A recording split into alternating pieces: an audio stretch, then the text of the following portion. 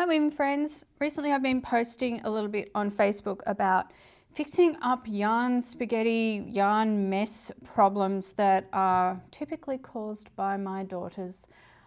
They tend to make a bit of a mess with yarn and I'm usually the one to sort it out. Some call me the yarn whisperer. Anyway, some of you asked whether I could do a video showing how I would untangle a mess and make some really neat balls just by hand. So you don't need to have like a ball winder and all of those kind of tools. They're super handy, of course, they're always handy. But for something like this, I just quickly make up balls by hand. So I actually made this bit of spaghetti. This is actually staged because I recently went through all of our yarn stashes and tidied everything up. So I didn't really have any major messes to show you, which is kind of a shame because that would have been fun, but it does take a bit of time. But anyway, let's have a look at how I wind my balls. So the first thing that I want to do obviously is find an end of yarn. This is all one piece, so no problems with that. I can just find one end and start with that. I can already see an end poking out there. Let's pretend I couldn't see that, so we'll fluffify it a bit and then I'll look for another end. So it's really just sorting through until you come to like a blunt end. And depending on how bad the mess is, this can take a small amount of time or it can take a long amount of time. But there we go, I can see one there. Now, when you've got a big mess like this, and especially if it's multiple different types of yarns and they're all in, you know, one bag or a bucket or whatever you have your yarn in, then you've got to be patient, first of all, but it's a good idea not to pull on the yarn, which usually just tightens up any knots that have formed. I mean, you have to pull to some extent to get the next piece of, or the next length of yarn out in order to make the ball, but you don't want to just pull and pull relentlessly and then you'll end up with more knots and more problems. So when you're actually making a warp or whatever to go on the loom, the best way to keep your yarn under control is to keep it under tension. But here, when I already have this problem, it's better to relax the yarn a little bit. It gives you more space to work through and it stops that tightening of knots. So I just start with the end of the yarn. So I use my thumb and my first 3 fingers, the pinky finger doesn't factor in so much, to begin winding my ball. I find that that's generally a good size. So I just have a little tail and I hold that and that yarn is draping over those 3 fingers and I start to wind around. I'm not winding super tight. I'm winding with a bit of tension, but it's not really tight. And then I can start to, as I do that, feed out the yarn from the pile.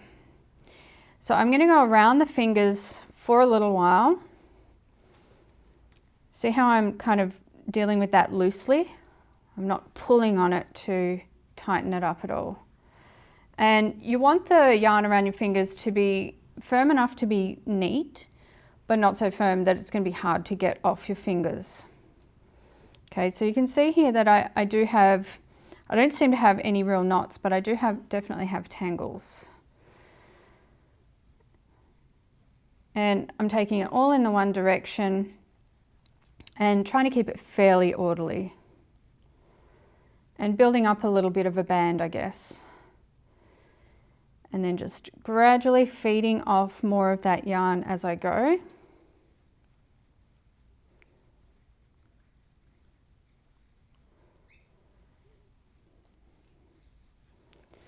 Getting a bit more air in it, making sure everything's loose.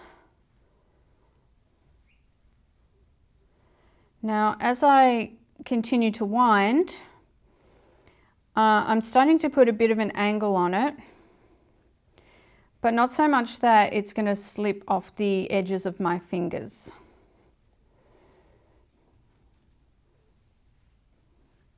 Okay, so here I see a part where it's starting to get a bit of density. So again, I want to tease that out so that I can really see what's happening here.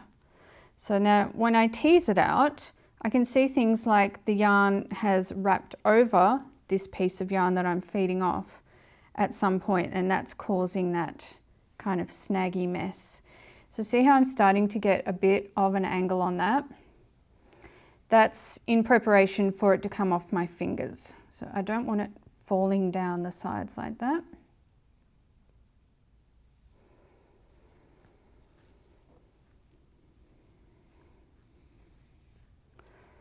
Now using this method, I've never met a tangle of yarn that I could not tame.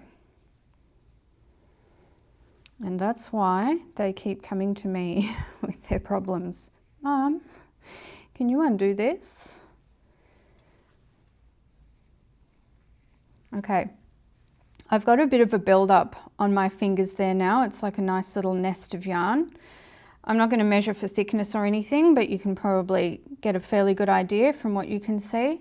So now I'm going to just pull that off the end of my fingers, still keeping an eye on that tail and holding that so that I've got a little ball, but then I start to go across the hole or the center of the ball.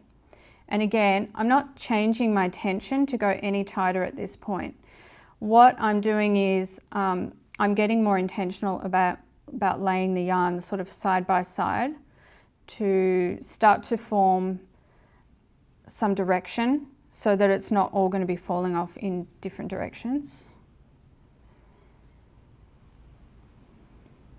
And then once I've got a band across the middle like that, I start to go on a little bit more of an angle. So I'm going to be thinking a little bit more diagonally now. There's a little knot. See how it's nice and loose? So it's very easy to just go, okay, I just can see what's happening there. I just need to pull that out and then there's no knot. So diagonally, laying side by side, back and forth a bit until we've got a nice thick band. This is so unscientific. You know, it's one of those things that you just do and you don't really think about it, and then you come to try and show it and explain it. It's like, I don't even know what I do. I just do this. Then I give it another little turn and then I start going diagonally across again. So I'm not doing like a full turn, just a partial turn and then working diagonally. So let's keep working at this pile as we go. And I also use my thumb as a little bit of a stop. It helps me to feel like if I'm getting a bit too close to the edge, and then if I wind too close over there, then the yarn might slip over the edge, and then I've got a messy ball. And that's the opposite of what I want. Okay, so you can see we've got some loose bits around there, but that's okay because of this diagonal method that I'm doing. That's all going to be encased. And when you come to use the ball, it just feeds off the ball very nicely. Keep going. So I've got a nice band across that diagonal now. I'm going to give that little quarter turn again, and I'm going to start on the diagonal once more, and that's going to help me to encase those slightly looser parts. Pull these little tangly bits apart so I can see more what I'm doing.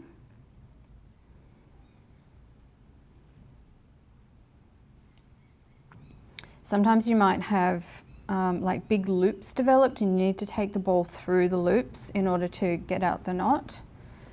Others are more like a slip knot and you just pull on it and it disappears. Really depends on the severity of the tangle.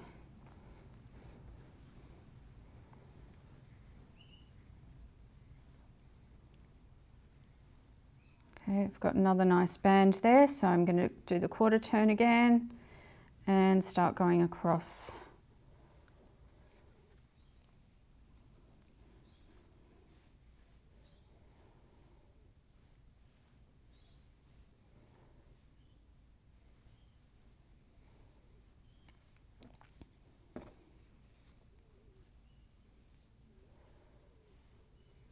Turn again.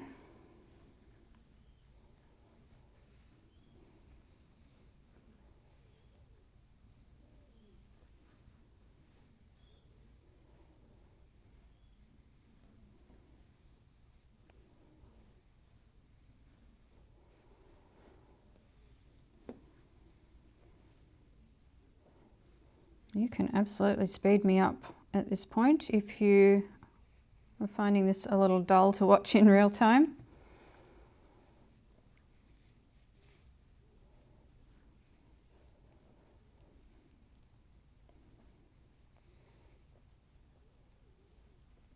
Okay.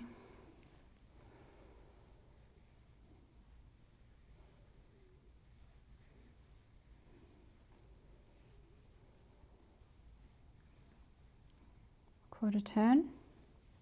See how the thumb acts as kind of a stop for the last band, but also as a point for the next band.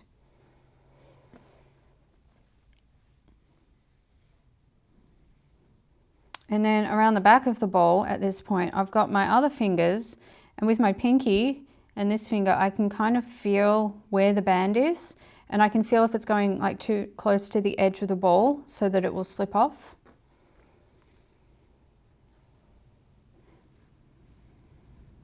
I'm not far off finishing here.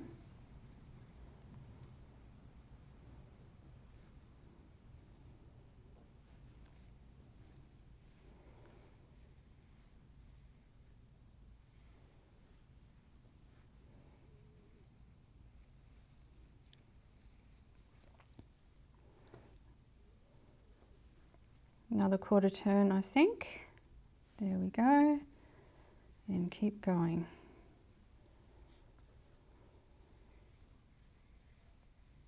So how fast or slow this process is really depends on just how tangled your yarn is. Sometimes it's super quick, sometimes it will take quite some time. I'm a little more tangled towards the end here.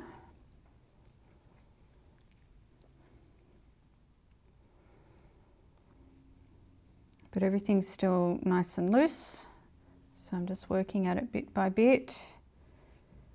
I've got the other end now as well, so that can be helpful at this point because you can actually take that back through and that can help to untangle because you can see where it's going and pull it out.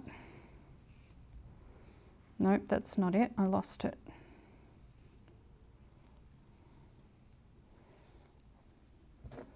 Find that end again.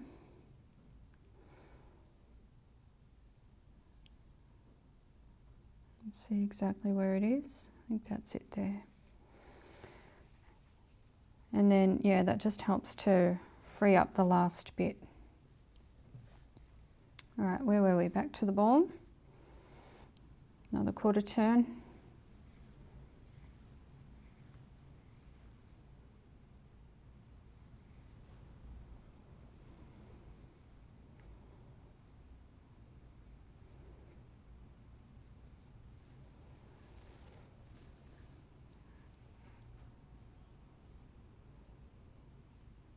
Use that tail end again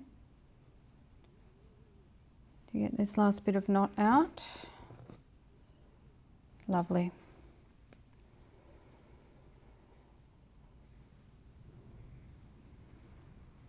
Okay.